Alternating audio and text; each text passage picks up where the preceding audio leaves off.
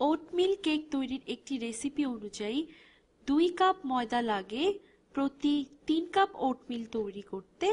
যদি ওটমিল কেকের একটি বড় ব্যাচ তৈরিতে যদি 9 কাপ ওটমিল লাগে তবে সেক্ষেত্রে কতটুকু ময়দা লাগবে।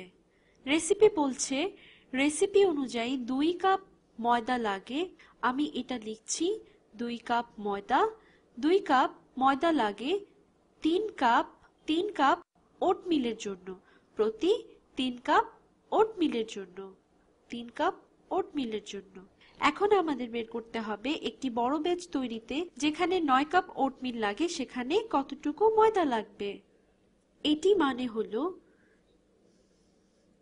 মানে হলো আমাদের বের করতে হবে কতটুকু ময়দা লাগে এই বড় ওটমিল ব্যাচ তৈরি করতে। তাহলে x কাপ ময়দা লাগে এই 9 কাপ ওটমিলের জন্য, প্রতি 9 কাপ ওটমিলের জন্য x কাপ ময়দা লাগে। তাই আমরা বলছি দেখো 2 কাপ ময়দা প্রতি 3 কাপ ওটমিলের জন্য লাগে, এটি সমান হবে x ভাগ প্রতি 9 কাপ। অনুপাতটি ঠিক থাকবে। এই অনুপাতগুলিকে সরল করলে একই ভগ্নাংশ পাবো।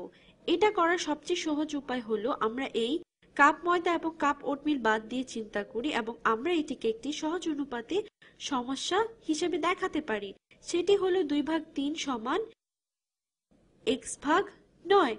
এবং এটি করার সবচেয়ে সহজ উপায় হলো সমীকরণের উভয় পক্ষকে 9 গুণ করা।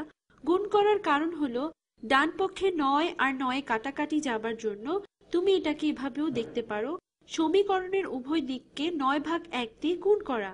যদি তুমি উভয় দিককে 9/1 দিয়ে গুণ করো তবে বাম পক্ষে তুমি পাও লবে একটি 9 এবং হরে একটি 3। তুমি উভয়কে 3 দিয়ে ভাগ দিতে পারো।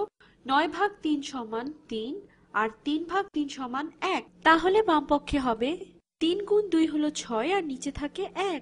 এখন ডান পক্ষে এই লবে 9 এবং এই হরে 9 কাটাকাটি চলে যায়, অর্থাৎ তুমি উভয় পক্ষকে 9 দিয়ে ভাগ দিতে পারো। তাই ডান পক্ষ সমান x ভাগ 1। তাই তুমি এভাবে দেখতে পারো 6/1 আর 6 একই কথা, x ভাগ 1 আর x একই জিনিস।